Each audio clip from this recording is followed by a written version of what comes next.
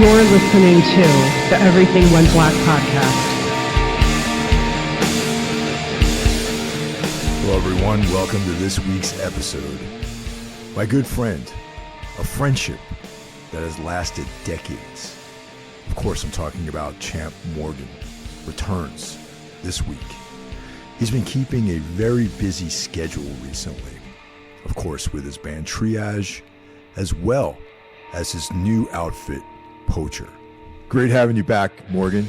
If you're listening to this show of celebrating the birth of our nation should also here in the United States. The other members of the 250 of the podcasting apocalypse. We're celebrating the birth of our free nation while falling face first into fascism. 666. Yeah, we didn't make it to Jack 250. brings you into As the far, in my necrosphere. estimation, The greatest we did not extreme make music podcast 250 in the land. years of Wednesday of a free nation.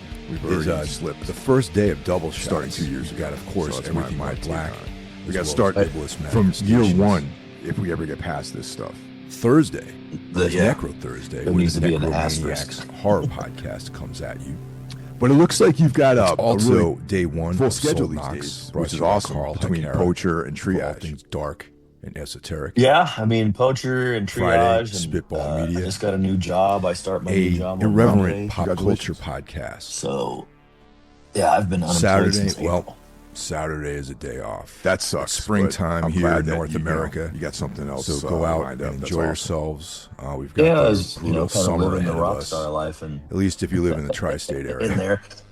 But Sunday, playing Carl returns Northwest for day Terror two Fest of and Soul Knocks. playing a bunch of shows. Carl and I are doing a bunch of collaborating. shit, It kind on of helped out, but Darkness Weaves, our exploration at of the same work of time, no Carl income Andrew for 3 Wagner. months is fucking rough. And we're Yeah, also, no, totally, please dude. stay tuned. We also have I the never Savage played Northwest World Terror Fest. That of must have been Robert E. awesome. Howard coming to you as well. It is a great fucking fest. Once again, It thanks is everyone run for checking this so- out. If you want to step things up and so your support fucking for Everything well. Went Black, you can Everything join was like butter the smooth. Everything We Went had Black Patreon. no issues. For as little All as the $1 bands, a I mean, month, the you bands get that bonus played were fucking content. awesome. Like $5 Black a Breath month, Reunion. you get Oh, right. bonus content plus They early tore it access to up. the shows. I And for saw $25 this a month, band, you can become Oryx. a Have you heard the sponsor. band Oryx? No. Yeah, they're kind of like a real heavy, like doom kind of band, but it's way more psychedelic. It has like really cool, like big, expansive parts. Oh, that's cool. Auric. Yeah, Oryx, Oryx, Yeah, sounds Like- like I got to check them out. like the like the animal, the Oryx. Okay. Iron Lung played there, always awesome. Oh, yeah. Pig Destroyer. What's the name of that? Falls. God damn it. It's fucking old age is a bitch. Great Falls. You know the band Great Falls, Oh right? yeah, from Seattle. Yeah, it's got Yeah. Damien and from various bands is in that playing They- Enemy and Kiss It Goodbye. Yeah. They were probably the top 1 or 2, maybe 3 sets of that whole thing. They were fucking so good. Yeah, I've They never were seen so them, good. man. I really want to see them. They come out here every now and then, and I never find my way to one of their shows, but I should definitely check them out. Yeah, do not miss that. They were incredible. So much like noise and shit going on. The bass player's like a big giant dude, and he's just like terrorizing, like grabbing onto the monitors and like hanging himself over the crowd and like just looking like a fucking serial killer the whole time. Does Shane play with them still? From who also played in Playing Enemy? Is he still in Great Falls? I think it's the same 3 dudes that's always been. All right, yeah. I don't think they've ever changed any members. Yeah, because Shane is a pretty wild dude on stage, and he was in Playing Enemy. They had a bunch of different bass players for a while, but Shane was like the steady guy throughout most of that. Yeah, Playing Enemy was great. The first Kill the Client show ever was with Playing Enemy. Yeah, they've been around. They did their thing. I know it's interesting that I guess Andrew Gormley, his not being involved probably prompted them to become Great Falls, I guess. Yeah. Yeah, but they were great. Like that whole show, like it runs so great. Everybody that's there, like all the people that put it together, are so fucking nice. We had such a good time. Like I would suggest anybody if you want to go. One, I love Seattle. Like I fucking love Seattle. The town, the city's great. The great, food, and then just the fucking fest ribs. The lineup is always fucking legit. And you're not, it's all in one venue. There's a upstairs and a downstairs, so it's like you don't have to miss anything, unless it's a band you don't want to see. No, that's cool. And I like when they have like, two stages or at least, where you can offset the bands, like one band setting up, the other band's playing. Like that's definitely a good way of doing things. Yeah, I mean, you can legitimately have like a 12-hour period of watching a band play nonstop if you want. Yeah. No, it's pretty cool. So all right, Poacher. First show is around the corner. Next Friday, a week from today, the hammer gets laid down. Yeah, and actually I believe this episode is going to coincide with the week of that first show. That's how I was trying to Nice. plan it out. So tell me about this band. I mean, like you and I are constantly in touch. So I'm hearing about this stuff. You're sharing rough mixes of material with me, and I feel like I've been on the ground floor of this thing. So for me, Poacher is I've known about the band for a bit, but anyone who's a fan of your music might not necessarily be aware of this band just yet, since it's a brand new project for you. Yeah, we talked about it just a little bit the last time I Yeah. was on here, but yeah, it's finally back playing, playing in a hardcore, like kind of metallic death metal tinged hardcore band. I haven't been in a hardcore band since like 2002, you know. So it's just like caveman death metal hardcore. It's, nothing fancy, nothing crazy, just good riffs, you know. Uh, I don't even know. Kind of, I don't Well, know. dude, actually, it's funny that you define it as a hardcore band because I don't hear a whole lot of hardcore in there. I hear a lot of metal, a lot of death metal. Oh, it's extremely metal. It Yeah, is yeah, and that's one of the things that I like about it is it's not like beat down hardcore. It's very metallic. There's a lot of death metal in it. There's a lot of just metal in it, but there's still like big breakdowns. I yeah. mean, and then we even mix in some little bit of crowbar, like slower parts, and it's an amalgamation of things that we like. The influences are like early Nails, All Pigs Must Die, Black Breath. There's like some black breath worship in there. All the good shit. I hear There's still breakdowns in it though. I hear some bolt thrower in there too, man. There is some bolt thrower in there. Bolt thrower, benediction, that whole like part of England, all those dudes. That stuff still is like a heavy, thing for me, man. Like that era of all those bands, like Benediction, Bolt Thrower, early Napalm, well, Napalm Death in general. You know what I mean? That English influence is fucking awesome, man. Yeah, I mean that point in metal and in that area, Napalm will always be one of the best bands ever. Bolt Thrower, incredible. You know, so many bands lift stuff from Bolt Thrower. It's crazy. And even some of these hardcore kids that don't even realize who Bolt Thrower is, like, oh, well, the band I like is this, and it's like, yeah, because they worship Bolt Thrower. Do you recall a band called Hell Shock? Hell Shock. Yeah, I believe they're from Portland area, like Oregon. They, Oh they yeah, were yeah, like, yeah. yeah. Hell Shock. Yeah, I have like a couple of Hell Shock 7 inches. I always felt like they had a big bolt thrower thing going on. Yeah, they were. Them. There was another. What was another one? Not Boulder. There was a band called Boulder that was real heavy too. From Cleveland. Yeah, there was Yeah, from Cleveland. Yeah. yep. Yeah, it had like a bunch of different dudes in it that we all know probably. I know that like all those Cleveland bands have like the same guys, basically. Cleveland is like one of those towns where there's like 20 musicians, Yeah, and and they they're all and they've sick.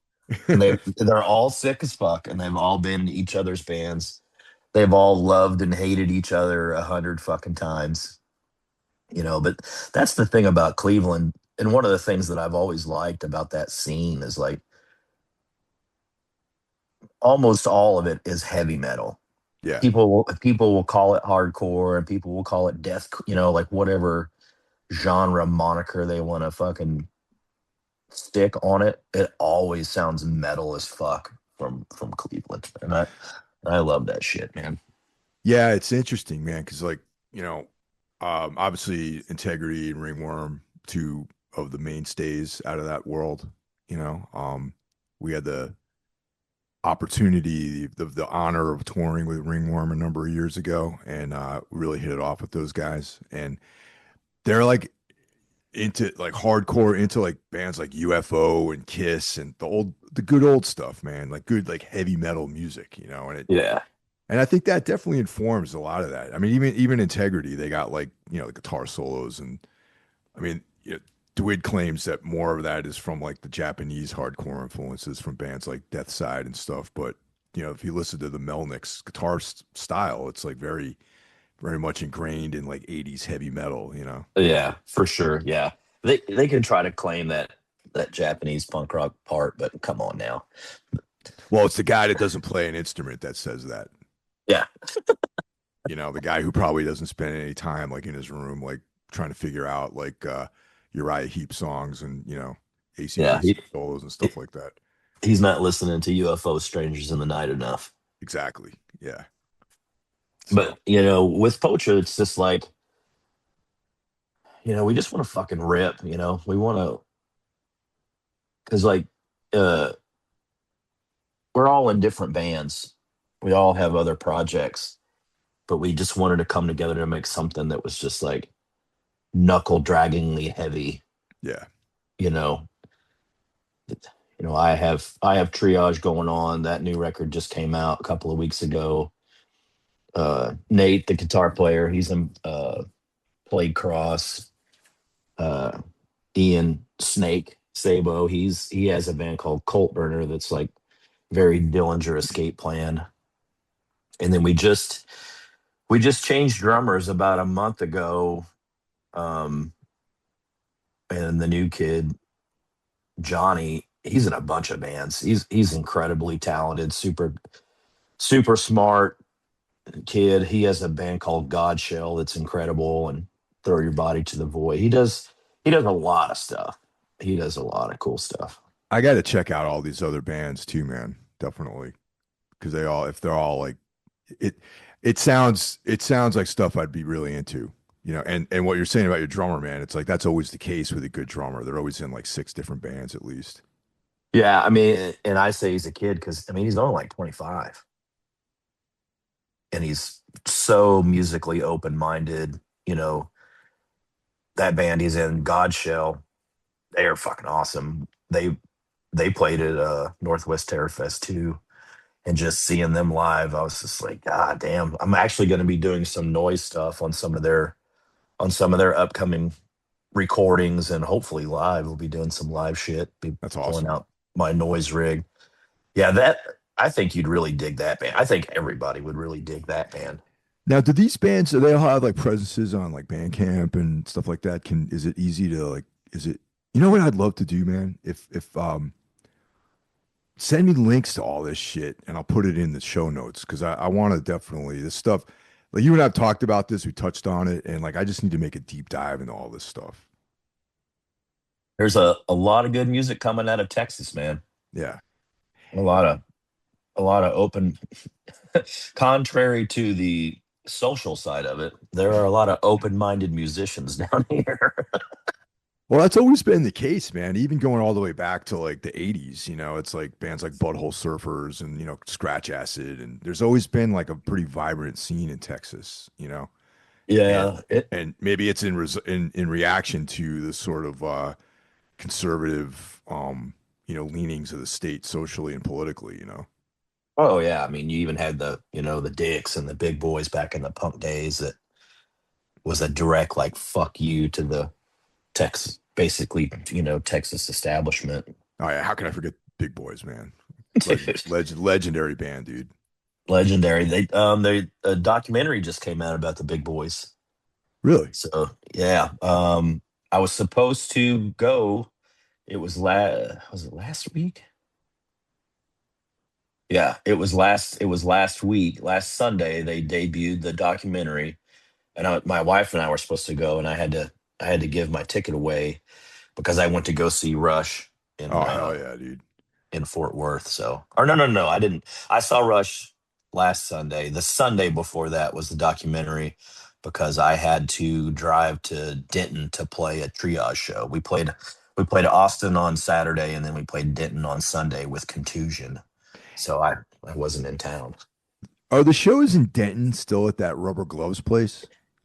Actually, we played at a fucking famous spot called Dan's Silverleaf, Oh, cool. which I never even knew played heavy shows because that's the place where like country and folk and like bluegrass and like like alternative country. That's like where Americana, like that's what Dan Silverleaf is known for. That's like a world famous place. And I had no clue they even had heavy shows there. Damn. And when I saw it on the flyer, I was like, are we seriously playing Dan's? Like that's like that's like a fucking it's like a beacon, for like Americana music. That's And awesome. we played there, and dude, I I had to hold myself back from fucking super fanboying. The sound guy was Brent Best, the singer guitar player from Slobberbone, who is one of my all-time favorite fucking songwriters, and he was the fucking sound guy. That's nuts, man. He's worked at Dan's for like fucking like 20 plus years. And I saw him walk by and I was like, holy shit, like that's fucking one of the greatest wordsmiths of modern times. And he's gonna be running sound at this death metal fucking grindcore show. And I talked to him and I even told him, I was like, dude, I'm gonna try real hard not to fanboy the shit out of you, but like you are one of the greatest fucking lyricists of modern times, and not enough people know that. Is he, he's a country guy. Is he familiar with the style of music?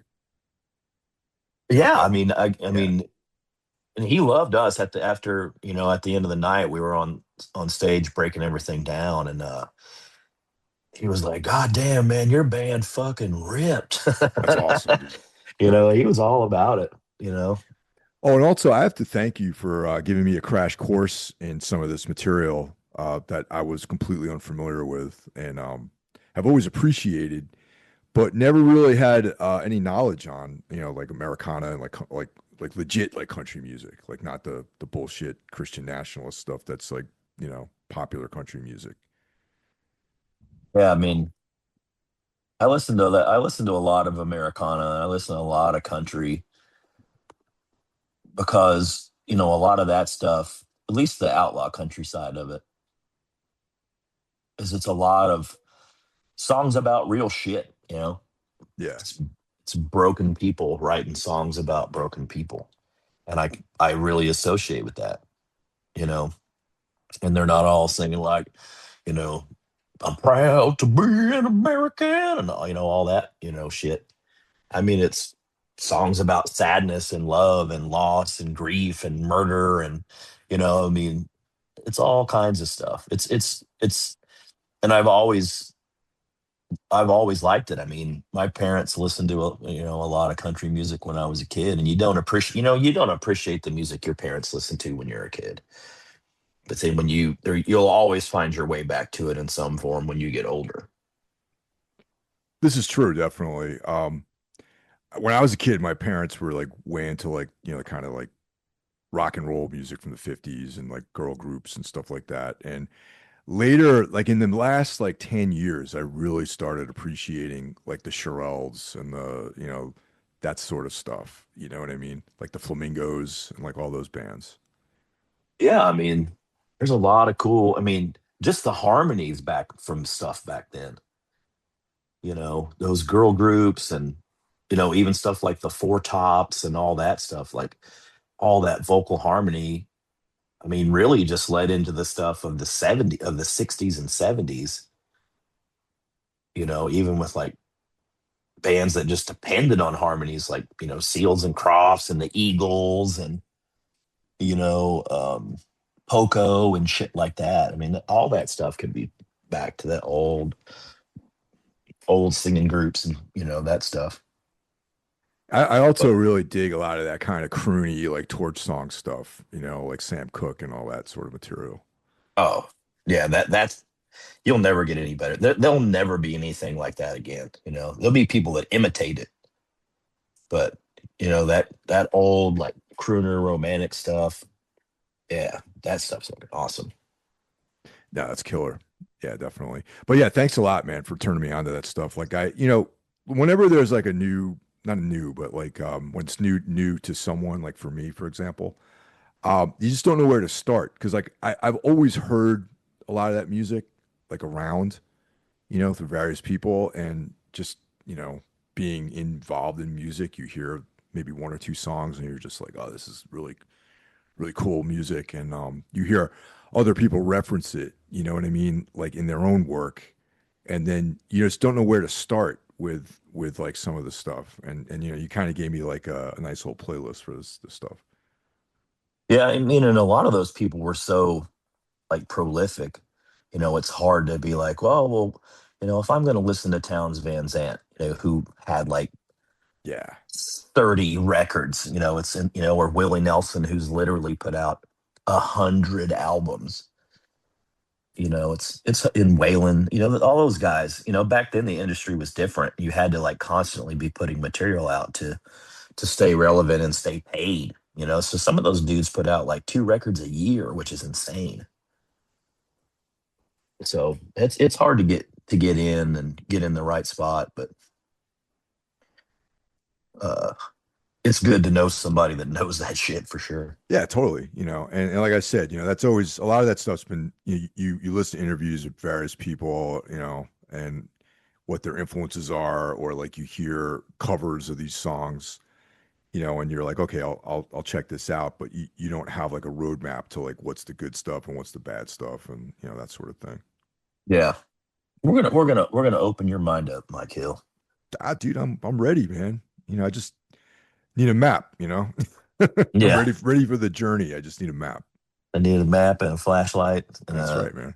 plastic bag with peanut butter crackers in it. Yeah. But yeah, that's exciting, man. I was stoked about the upcoming Poacher show. As far as like where Yeah, to get that material, like is that officially released yet? yeah, it came out at the end of May. The Poacher EP. They never saw it coming. It came out. I got 50 cassettes printed up. We'll have those at the show. There's the Bandcamp up with that material. Um, and that album.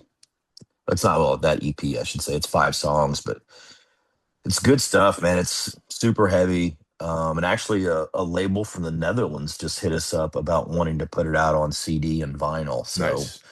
we're in talks with them. And it's like a new label, but it's like guys that used to do shit with like Hammerheart, some other things in Europe. So Oh, cool. What's the name of the label? uh, Vespa Vespatero. I don't. I'm not even gonna. It's something like Vespateris. So I the don't know. first the if you go to the Bandcamp, it's like you guys put that out like independently, right? And then this other label is like interested in maybe pressing that. Yeah, the stuff on the Bandcamp was 100% us. We did all that ourselves, and the cassettes that we got made. I'm trying to start a cassette label and only put out like small form, very artistic, very artsy, cool things of bands that I like. Oh, that's You know, cool, man. do very small. small limited runs of very artistic cool things. It won't be like, oh, there's 500 cassettes. It'll if I do this, it'll only be runs of like 50. Everything will be very small numbers. um like we're talking about doing the next Poacher EP that we're currently writing now, and doing the I'm gonna do the cassette, and we may do a complete like wood block printing of the what do you why can't I even think of that? The layout, like the Layout, yeah, car, the artwork. card, the Yeah. artwork, like the whole thing will be done wood block print. Wow, man. See, I love that. That's cool.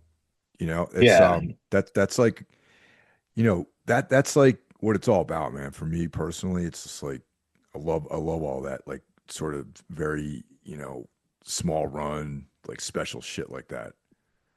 And and also too, just like the mass production and the need to have all of that stuff has kind of ruined like the personalized part of music, for a lot of people.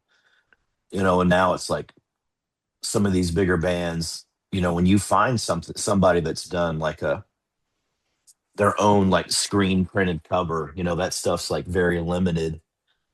But I think it brings the art part back to the art of music, Yeah, I because I agree. have like some screen printed cover stuff from like I have like a cave in screen print cover, and I can't even. I probably have three or four different like uh stuff that's like screen printed. Like the Melvins do it. I have like the Melvins Fantomas live split, and they did like a whole run of screen printed stuff. Yeah, the Melvins do a bunch of it, but it's always like super low number, you know, artwork that's not on anything else. And I just think that's awesome. That bringing the art back to the art form of music, because I love physical media. I mean, I have a giant record collection. I have a fucking, 100, a ton of cassette tapes, because I just love physical media. And I want to bring the specialty part back, you That's know. great, man, because I feel like things have kind of gotten away from that a little bit in the last 30 years. I remember actually, I would say in the last maybe 10, 15 years, things have kind of been deviating away from these awesome like relics that you can hold in your hand.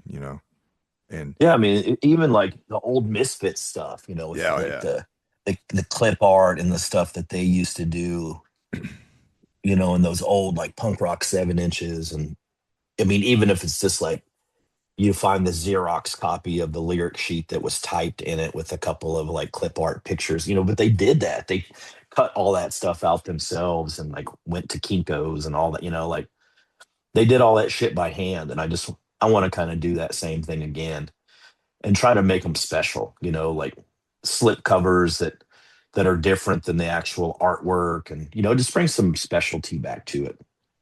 I always remember I talk to Jeff Kashid all the time because we got Necromaniacs. We every now and then we'll talk about like the 90s in Boston, like around Hydra Head and all that. And that was like I feel like Turner really revolutionized a lot of that shit with like that the handmade stuff with Hydra Head, like those early releases. Oh yeah, Aaron Turner. Yeah. And Yeah, it's I like, mean, yeah, I remember that moment when I just found out about the label and I started checking out. I was working at the Newbury Comics warehouse in Boston, and then I would these records would come through to be distributed to the stores, and I was like, Hydra Head. Oh yeah, it's that guy that I met at the I Hate God show or whatever, you know what I mean? And it was Turner. And I noticed that his records, all the 7 inches and everything, they just looked different than everything else that was being put out there.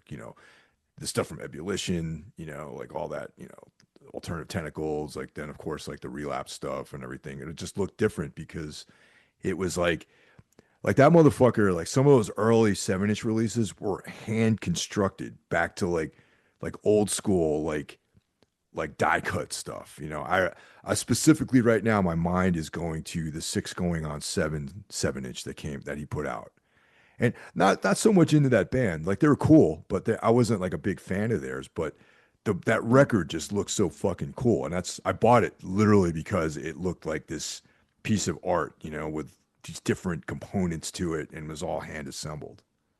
Yeah, and that's awesome. And that, Aaron Turner, not only is he a fantastic musician, but he's an artist, and he has that vision. Like how can we show this I hate to even use the word product, but like how can we show this product in an artful way? Yeah, How can we put our touch on it to make it what it is? And that's all of that stuff to me is like 99% gone in modern yeah, times. absolutely. Because everything's online. You see Yeah. things like on your phone, and it's like there's no attention really given to that, with the exception of a few independent type labels. Yeah. Turner's got a background in like fine art. Like that dude went to the museum school in Boston. And yeah, that's when I kind of met him, when he was still in college, and he shared a studio space with my former girlfriend at the time. And yeah, it really fascinating guy, man. And I wish that dude nothing but success, man, especially now that, he's playing in Neurosis and everything. It's so cool. Dude, that probably made my year. Seeing that Neurosis is back and with fucking Aaron Turner. Like to me, that's so many levels above any fucking thing right now. That that that's like the mountaintop right there. And that they're gonna be touring again and Yeah, playing again. Like dude, that's good shit. that's gonna be There's incredible. Yeah, there's no way around that going to be an incredible experience. That record is incredible. That's probably the record of the year. That's the album of the year so far. So far, that's my album of the year, and I love how it just came out one day, and I didn't know anything about it. Like, no one that I knew that is in that circle, including Jeff, Jay Hellman, like none of these guys who are regularly in contact with Aaron. Like I know Aaron really well, but I'm not like in regular contact with him. Um, had any clue that he was even doing this. That's how secret it was. Yeah, I mean, he was at Northwest Terrafest hanging out every day. I didn't even know it. Somebody told me the other day, we were talking about Neurosis, and they were like, "Oh well, Aaron was at Northwest Terrafest every day checking out bands." And I was like, "What?" Yeah, that's awesome, man. Like, because he's not like standing there in the crowd with flashing a spotlight, like, "Hey, everybody, check me out! I'm Aaron Turner." Yeah, he's a pretty low key dude, definitely. Yeah, he was at the Botch reunion shows, and I saw him he was just randomly in the crowd with, just standing with everybody else. But Yeah. Well, I mean, Botch was on Hide Your Head, so that makes sense. I mean, Aaron lives out there in that part of the world. yeah, I guess he was guest spot tattooing somewhere. Yeah, you I see, I don't know guess anything about his tattoo work, but yeah, I know that he's a tattoo artist now, but I haven't seen any of his work yet, really. it's all that. I don't think he does anything but his own artwork. Yeah, that's cool. And the understanding that I had, you can't just be like, hey, can you like tattoo a dragon on, I or want like a Tasmanian devil tattoo. yeah. And can I get Porky the Pig, riding a horse with a shotgun? You can't. You schedule time with him, and he draws up his artwork and puts it on you. That makes sense. That's how like Thomas Hooper is too, and a lot of those guys. Yeah, and the stuff that and the stuff I've seen him tattoo. I've seen a lot of his tattoos. Actually, Mike from Deep Cross got tattooed by him Oh, cool. While Deep Cross was out there a couple of years ago. And it's always like abstract, like really cool, like hard lines and cool, and like striking contrasting colors. It's cool shit. It's very Aaron Turner. you know No, that's awesome. So with Poacher, you no longer live in the metropolitan area of Austin, right? You like moved sort of outside the city. yes, I did, and Yeah, I'm and glad, and I am glad that I did. Oh yeah, man. I totally relate. Um, we talked about it before we started recording, but yeah, I'm also moving beyond the metropolitan area too into a more peaceful area. But yeah, so logistically, are all those guys like like where do you guys practice and how do you organize all that stuff? Um, all the rest of the guys, they all live in town. They all live in town. They all live in Austin, in the Austin area. I'm the only one that's outside the circle. I'm only like 45 minutes away. It's not like it's Oh, a okay, hard that's not too drive or bad. anything. Yeah. Yeah. I mean, give it time, and where I live will be a fucking suburb. It's all going to be connected by housing and shit eventually. But we share a jam room. It's the same jam room that Black Ops used to be in, and all of that. Those guys, Mark, he has a new band. Basically, we have a jam room filled full of equipment. There's Yeah. Mhm. so many cabs and so many heads. There's so much gear in there that's it's insane. And we just, we have our days that we practice. They have their days. There's always a bands and people in that room jamming. That's But awesome. I mean, it's literally like you know, because the worshiper cabinet's Dylan, who makes worshiper. He's in the band with Mark, and there's so much like high end badass gear in there, and Deep Cross is in there, and there's a lot of cool shit coming out of that room. Yeah, people got to start. I'm going to try to really pump some of this shit up, man, because I've listened to a fair amount of it and not all the stuff that we talked about, but I got to do a deep dive into like that scene there, man. Maybe do some kind of overview with the podcast and talk about some of these bands because there's a lot of really cool stuff coming out of that sector of Austin. Oh yeah, I mean, I can send you a bunch of stuff. I mean, if you want to do an episode that's talking about music coming out of this town or even Yes. this area, we can do that too. Yeah, totally, dude. That's a whole other project. I think that's going to be killer because I love when there's this like just sort of like organically. I hate to use that word. There's just like this rising of cool stuff, and I feel like it's been sort of percolating over the last like several years, all these like cool bands. Yeah, I mean, Deep Cross, that still one of the best bands ever. It's just two guys, my friend Jason and then Mike. Um, there's no drummer. It's just drum machine, keyboard, layers of synth and noise, and it's like depending on which records you listen to, like the last album they put out is nothing but electronics. That's so cool, man. Yeah, Deep The Cross one is before, awesome. yeah, they're fucking incredible. The one before that is like super synthy guitars, heavy bass, and it's got like dreamy vocal parts and then like kind of black metal vocals. I mean, it's very, very cool shit. You know, I can never get enough of that band. They're so fucking good. Yeah, so Austin is not just the comedy mothership and Joe Rogan Bros, I guess, right? Yeah, I mean, there's a lot of really cool bands here, but the scene here is weird because the venues are disappearing because this place is getting overrun by fucking tech bros. See So that breaks my heart, dude. Because like for my whole life, Austin has been this kind of like oasis in all tech. I mean, I'm not saying that Dallas and Houston aren't cool, but like Austin was always the best city for bands like that I played in to play in. Really, you know what I mean?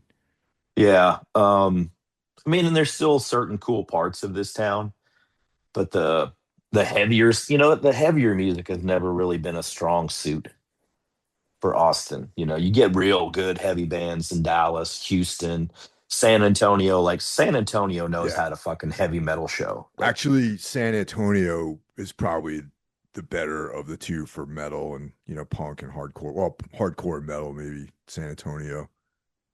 yeah, San Antonio's fucking cool, man. It's a cool spot. They Yeah, love fucking heavy metal down there. yeah. But Actually, I remember playing a show we did around that South by Southwest one time. We were out on tour with Darkest Hour and we did a show in San Antonio at Darkest Hour, left after we played to play a show in Austin at that place Elysium. It was like Elysium. Yeah, Elysium, yeah, yeah, at like 1 o'clock in the morning or something like that. It was so much fun, man. yeah. The goth club. The dude loved us, man. He like we were. I remember on that tour, like when that tour was being booked, the agent was like, this guy from Texas wants you guys to play, and he's like, just name your price, and I'm like, okay. You're like $1 million. Yeah, so the guy wouldn't take no for an answer. He just really wanted us to come up there and play. And who am I to Oh say yeah, no? yeah. I saw you guys there with what's that shitty band? That we played there several times actually.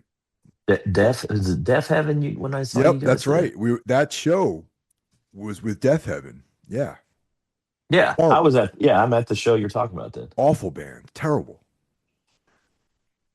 Yeah, I don't know what anybody ever saw in that mess. Actually, we played with Death Heaven at another South by Southwest show in Austin before anyone even cared about them. And I was just like, I Oh, thought to me, that they was were, it. That was at Lovejoy's because Kill the Client played too. yeah. Oh, yeah, that's right. Yeah, there's a ton of bands. Like the band Alter played. There was a lot of good bands that played that Yeah, show. that was 2 days at Lovejoy's, and that lineup was insane. God, who else played? Cough played. You guys played us. Wormrot, their Yeah, Wormrot. Yep. Yep. first time coming to Oh, it Texas. was They part of that played. tour we did with Wormrot. Yeah, because you Yeah. guys, yeah. Then Yeah. what was that one? I can't. God, it's gonna drive me crazy. Starts with a B. They were so good. I just remember that was a long ass day and there was a lot of bands that played and Deaf Heaven played and I thought they were like an emo band. Oh, they showed up looking like fucking. I don't know. I thought they looked like fashionable Hitler Youth in their little tight pants and stupid fucking haircuts. Yeah. And they acted like they were fucking hot shit. And I'm like, who the fuck are these fashionistas fucking showing up to this place acting like a bunch of turds? Yeah, we've crossed paths several times over the years. Yeah. Yeah, yeah, we played with them in Europe and like I think it was Roskilde Festival. We shared the stage with them. They're a bunch of turds. Yeah, I mean, I've never understood the need to act like you are king shit on Turd Island in music. I don't understand that. Yeah, I mean, it's that attitude really wasn't what they were projecting. They just were just a bunch of twats, you know what I mean? Like just in general. Yeah. And just, that this is not my cup of tea. And then later there it's really mostly about the music. And I just thought the music was very just like very weak and I don't know. And I mean, hey, that's sick that they're successful, but I'm just speaking from my own experience that it's not really for me. It's for someone else. So, Yeah. I mean, they can enjoy their success all day long. I still think it sucks. well, yeah, no, clearly, yeah, but yeah, no, I don't want to get too much on a negative trip here with those guys, but yeah, that's yeah, so yeah, it sucks though, dude. 'Cause I remember like some of my fondest memories of being on tour were around Austin. And just because you were there, Ron Martinez lived there for a while. Yeah, Um, old Ron, he's in fucking the Czech Republic right now. really? Yeah, they're playing Extreme Obscene Extreme. Oh, Final Conflict. Yeah. Oh, cool. Yeah, that's awesome. Ron, great guy. My good friend Rachel Kaiserman used to live there. She was the first person I knew that was like, oh yeah, I live in Austin, Texas. Like she moved there. Dude, she lived there for like had to be like 20 something years, man. I knew her from Boston. And then one day she's like, I'm moving to Austin, Texas to go work for Apple. And I'm like, oh, congratulations.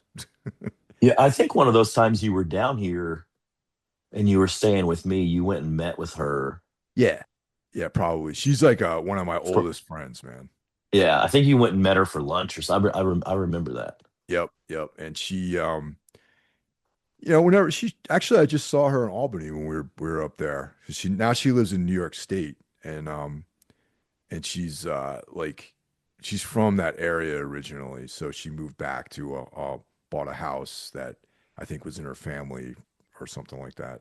I don't remember all the details, but yeah, I hadn't seen her in years, and then she's living in New York State, and her and my wife are kind of chummy, which is cool. Oh, that's cool. Yeah. Yeah, Albany, man, it gets fucking good and cold up there, son. See, it's funny, this house search that we have concluded.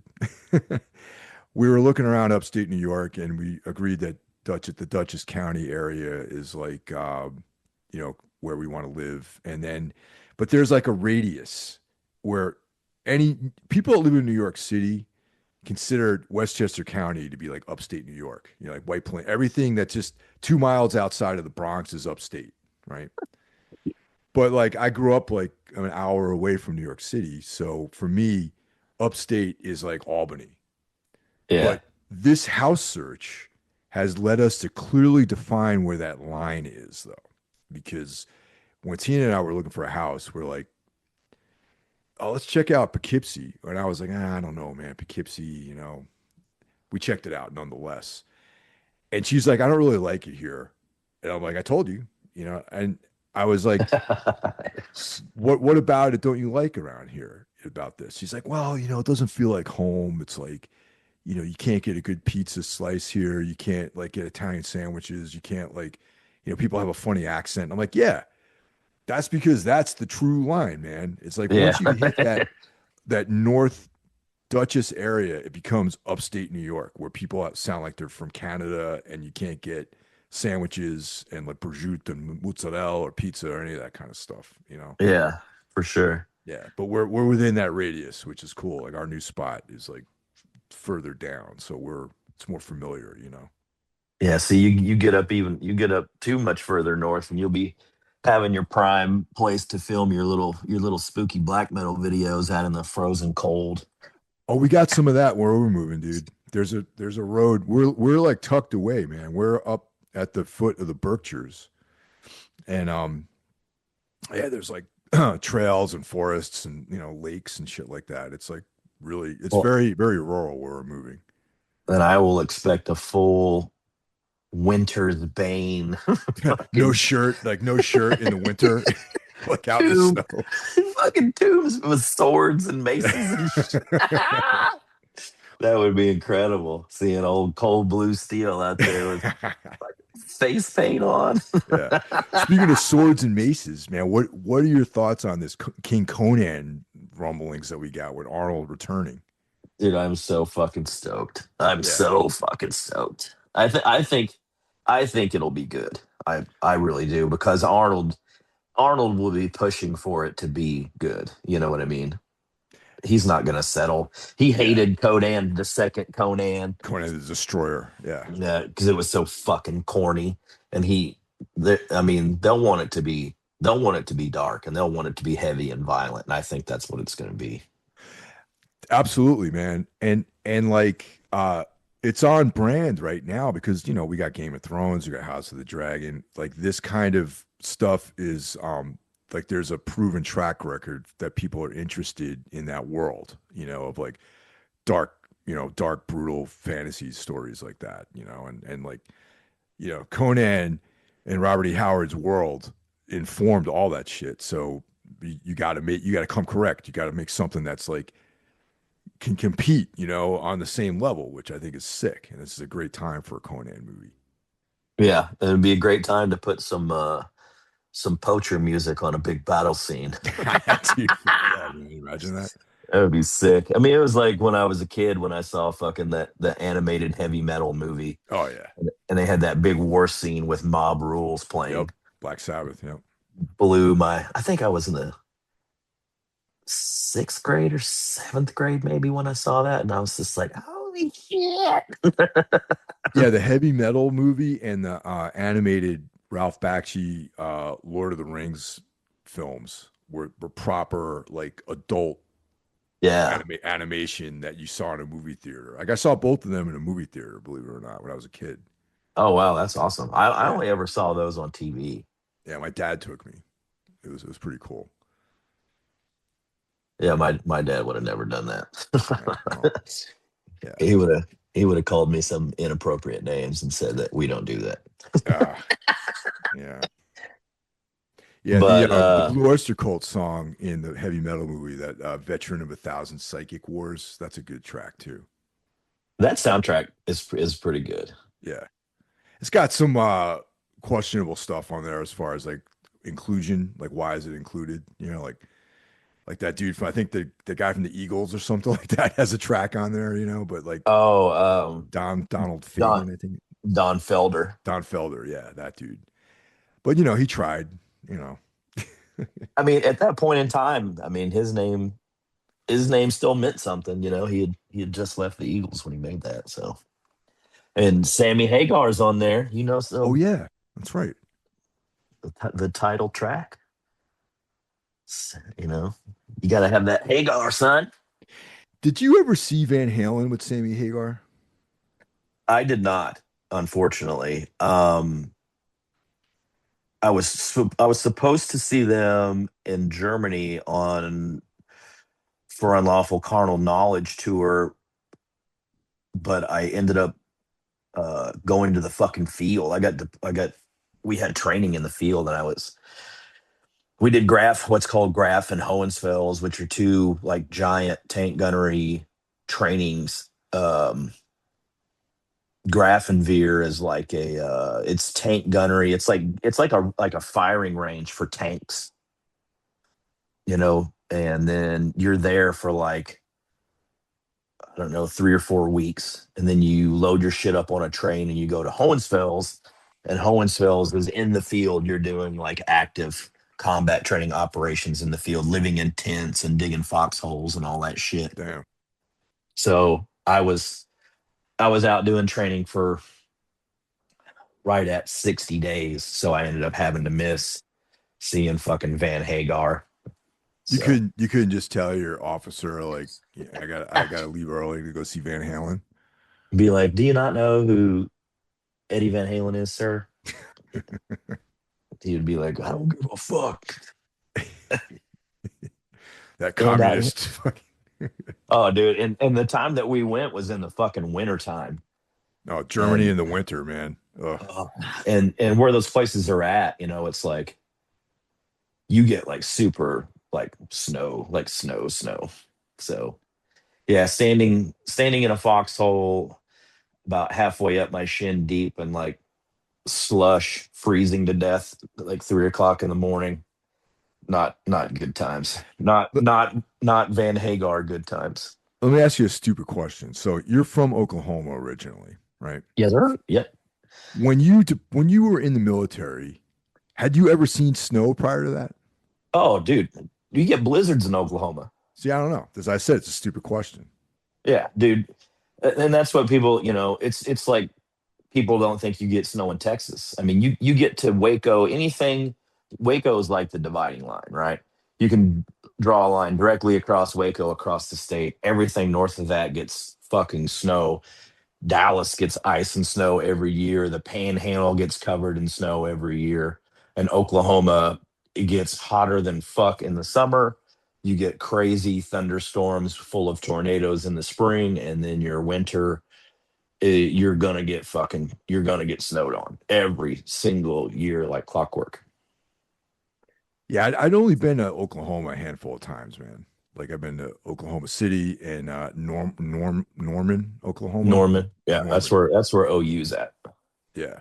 Norman, but I mean, really, Oklahoma City's okay, and there's a lot of cool little things to do in Oklahoma, but really Tulsa is like the only cool town. Tulsa's like the Austin of Oklahoma. See, I've never been to Tulsa. Tulsa's great. A lot of good architecture there. Some cool bands have come out of there, and it's a very art artful city, you could say. There's city parks, and museum. There's a lot of cool shit in Tulsa. The rest of Oklahoma, is you gotta know where you're going because I love Oklahoma. I'm from there, but I mean, even the part of Oklahoma that I'm from is, you know, it's the plains. I mean, it's Yeah. flat. But there's small mountains in Oklahoma. There's like 4 or 5 different types of land there, but it's not like, hey, like let's go to Oklahoma on vacation. Yeah, I've only, like I said, I only really been there a handful of times, and like one time I got pulled over in the desert for not speeding at all, from committing the crime of being from New York State, basically. Fixing to say you got pulled over for having a New York plate is what you got pulled over for. Yeah, but that was like the worst grilling I think I ever had in all my years on the road. Was like the guy, like the cop, took me out of the driver's seat. I sat in the cruiser with him, and he interrogated me about where we were, where we were going, and why we're here, and Ah. trying to, like, make me admit to being on drugs or something like that. Oh yeah, because I mean there's so many little small towns, and they just you know they wait for that wild time when they see a New York. Who the hell's here from New York? It's like It, he was it's probably it's hoping that we were black or something like that, I imagine. oh yeah. I mean, there's some of those places. Those little towns are nothing but speed traps. They Yeah. just One of my favorite times getting pulled over was in Louisiana, actually, when we were on I-10. Actually 10 goes all the way across Texas, right? From Louisiana, I believe so. 10. Is it I-10 that I'm thinking Uh, about? Am I thinking of a different part of the country, maybe? I'm Well, not. that I'm not. that road that goes, I goes think like, 10. I think 10 goes from what is it, New Orleans to Houston, maybe. yeah, that might be it. And then you go across like that. There's like that body of water you cross over, and you go through like Beaumont and all that, I believe. Oh yeah, yeah, yeah, yeah, All right, yeah. yeah.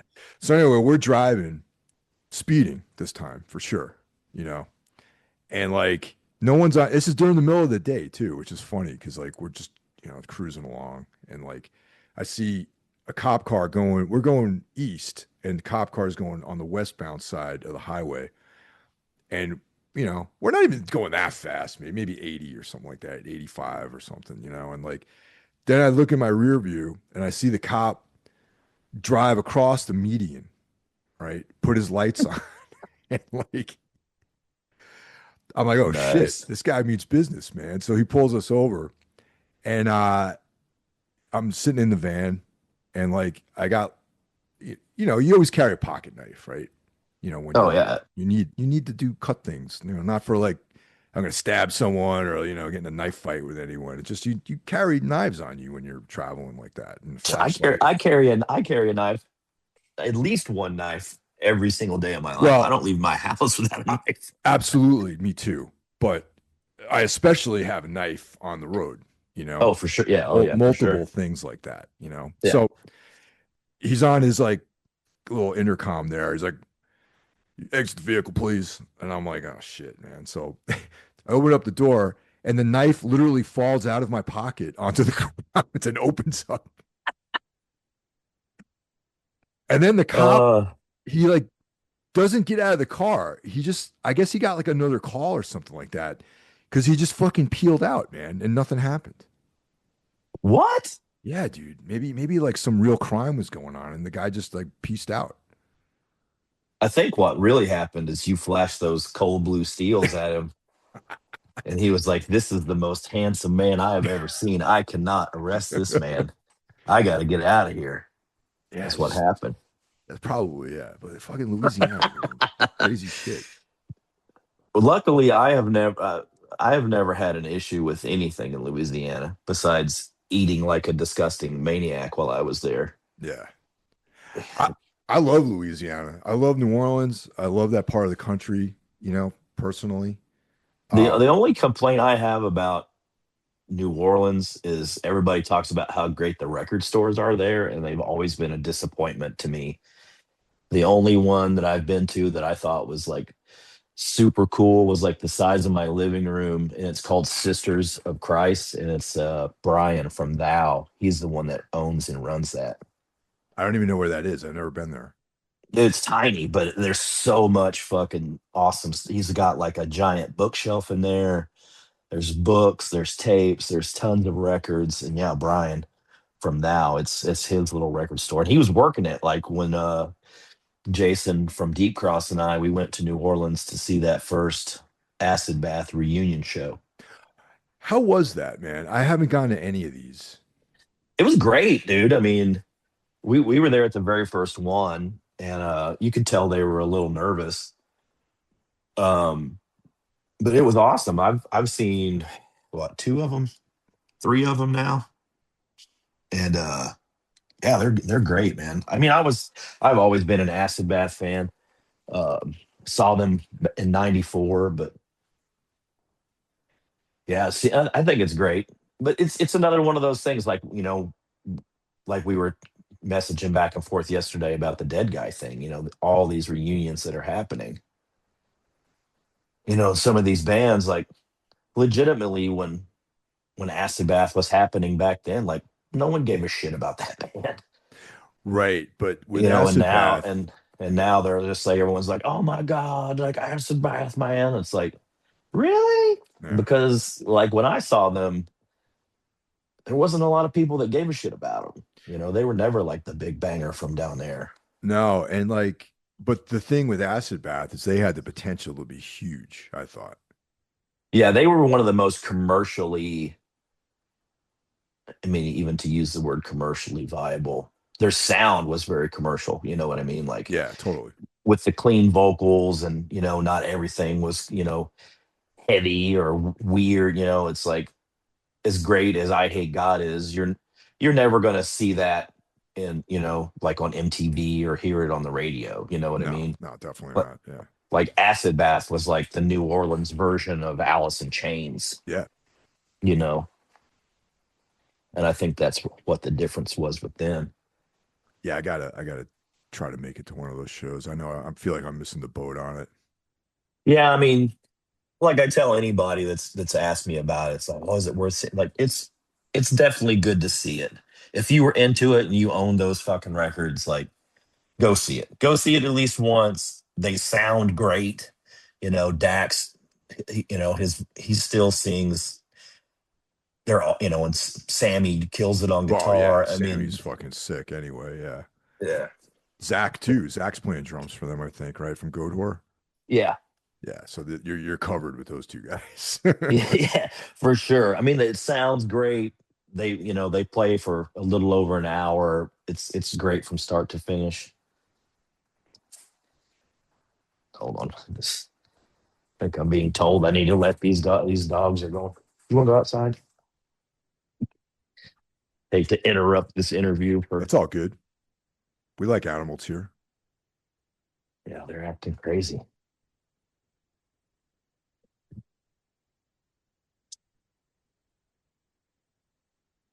But yeah, dude, go see Acid Bath. It'd be a good time. Yeah, it's like I was telling you, man. It just this last year has just been, um, real. Uh, I hate to use the word distracting because just there's just been a lot of real life things going on. You know what I mean? Like, yeah, starting with my dad passing away, and then this whole move to back to New York State, and trying to find a place to live, and all that sort of stuff, getting a mortgage, like all that shit, and trying to make myself, available, like keeping myself available for when we move. And it's like it's hard to plan like a rock and roll assault on the world. You know what I mean? Like when you're trying to like make real life happen too. So I'm now that this is settled, um, and we're hopefully in the next few months things will be a little bit easier to do for me. Well, if one thing's gonna hold true, real life's always gonna get in the way. Yeah. You know what I mean? It's like, my wife was joking with me. I called her right before we got on here, and she's just like, "Oh, I'm glad you made time in your rock and roll lifestyle to talk to your wife." And I was like, I'm kind of busy right now, but I'll make time. Yeah. It's like, yeah, if this really was a rock and roll lifestyle, I wouldn't be financially worried about what I'm doing in the next fucking 7 days. No, totally, dude. Because real life's always gonna get you, Yeah, Yeah. it's been a it's been a pretty heavy couple of weeks for me too. I don't want to start getting down on a depressing ass fucking pathway, but yeah, man, been some pretty heavy losses happened, but uh getting working through that. Well, dude, it in general, man, the last few years for I feel like guys in our age group too, a lot of people have been checking out, man. There's been a lot of like passings of people and peers of ours and loved ones, and it's just been fucking brutal, man. Yeah, I mean, it's the importance of mental health never goes away. Yeah. It's, and I try to tell people, you gotta take care of yourself physically and mentally to stay in the game. It's when you don't take care of yourself, it's easier and easier to fall down in that black hole. If I'm not fucking working out, like I'm getting in a dark place real quick. You got to have an outlet of what you got to let that shit out. Yeah, that's 100% true, man. And the two mental and physical things are so closely tied together, and people will neglect one over the other sometimes, and it's just not a good look to do that. And I'm guilty. I'm guilty of neglecting things from time to time, and it's both of them are very important. It's one of the things that's good right now is, you know, been playing a lot of triage shows. That new record just came out at the end of June. Those actual records, we finally got the records. Those are getting mailed out from Roman numeral. That was the holdup on that album even coming out, because we were waiting on the vinyl to get pressed. But these poacher shows coming up. We've got the first shows next week, and then we got, I think, four more shows booked in the next couple of months. But just when I play live, I let it all out, man. It's like playing live to me is like a fucking cleansing. It's Yeah, I see you your workouts, you know what I mean? Like all the miscellaneous preparations that you do for the show. You got your one of those like cardio masks on and all that sort of stuff to get your conditioning together. yeah, I post that shit. I really just post it to kind of remind myself to keep my shit going. I don't post it to be like, look at me, look what I can do. Like, but I think it's if so, to me, if someone else sees it, if it helps them get motivated to do it, or to even get to get moving to do something, because there's not a lot of that in the fucking scene anymore. And I would rather try to raise somebody else up, because I know how far down you can get. Yeah. And those workouts too, no one wants to come to a show and see somebody stand still. Well, that's my big thing too, where it's like kind of related to those the reunions, you know. Not only does no one want to go to a show and see their favorite band stand still, they also don't want to see like the singer in that band gassing out because he can't pull it together to do the set. Yeah. But like when we were talking about Dead Guy yesterday, luckily when I saw Dead Guy here in Austin, that was like a one-off out of nowhere show, and they played at a small club, for the tattoo shop anniversary show. So it was literally like the stage was a foot tall. It was a small spot. Keith just walked out in the crowd playing guitar a couple of times. I mean, they were going the fuck off when they played. So I luckily got to see them in a small place, like I would have seen them in the 90s, Yeah. and not on like a giant stage. And thousands of people. I mean, there was maybe 150 people in that spot. But that to me, that's the way shows should be. When shows get big, unless it's like a big band, it gets it's kind of hard to get into it. I just saw Rush last Sunday. Oh, I meant to ask you about that. So So good, obviously you're a Rush fan. so so good. Oh my god, it was so So, good.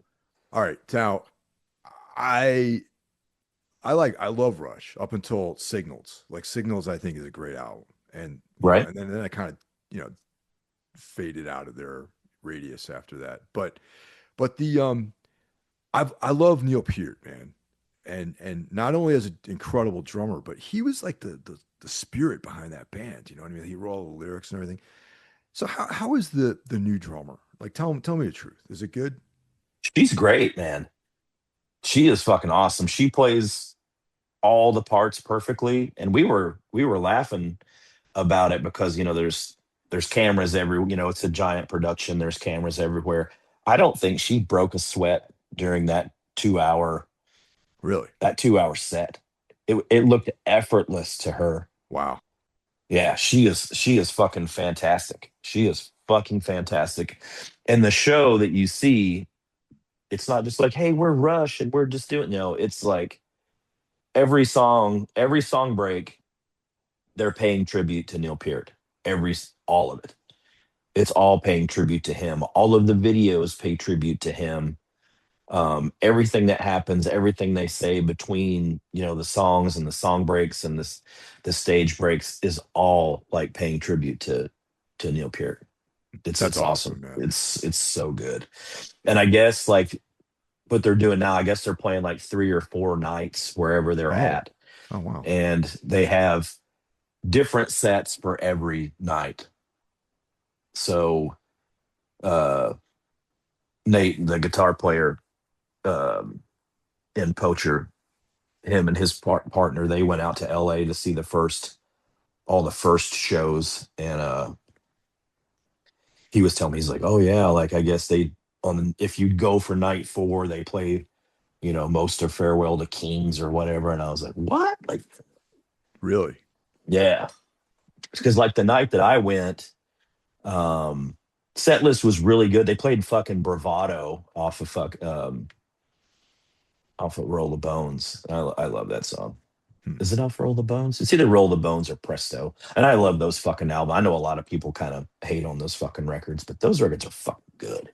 No, I'm sure they're I don't hate on them myself. I just don't I just kind of fell off. I don't just not familiar with them. You know what I mean? Oh, it's like any band that lasted the amount of decades that they did. You're gonna fade in and out of what they do or what they did. I mean, it's a long time to be together.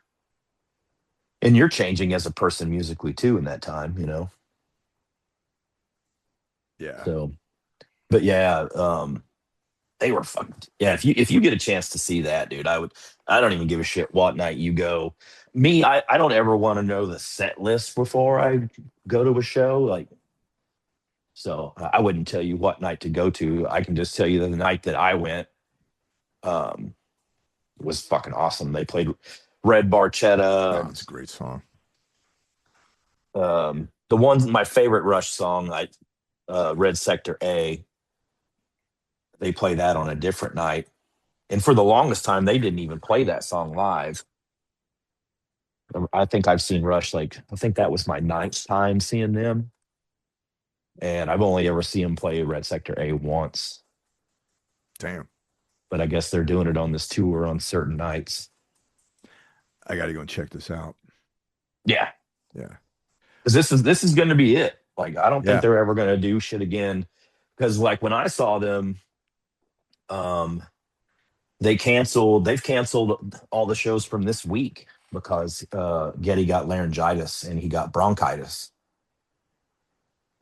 So, Yeah, Geddy Lee's got to be up there in age, man. oh yeah, he's old. I mean, Alex Lifeson's no spring chicken either. I mean, I think he's what, like a year younger than Getty, Yeah, so maybe. both of these guys are in their 70s. I think Oh, Geddy Lee is 72 right now. yeah. But you know what? Just for a second, let's consider that these motherfuckers are 72 years old and they're playing challenging music live on a more or and less nightly basis and killing it. and killing it. Yeah. That's actually pretty amazing if you think about what a 72-year-old was like when we were growing up. Oh yeah. I mean, 72 years old, when we were kids, they're just sitting on the back porch like, well, I remember back in my day, there weren't fucking guys that age, especially playing music that intricate and Yeah. songs that long. And there's a lot of, especially on Getty's side, that's a lot of vocals. That's a lot of Yeah. singing. A lot of singing. And there's, sections where he's playing bass and playing moog and doing synth stuff and everything. Like a lot. He's like a multi instrumentalist in a lot of that stuff too.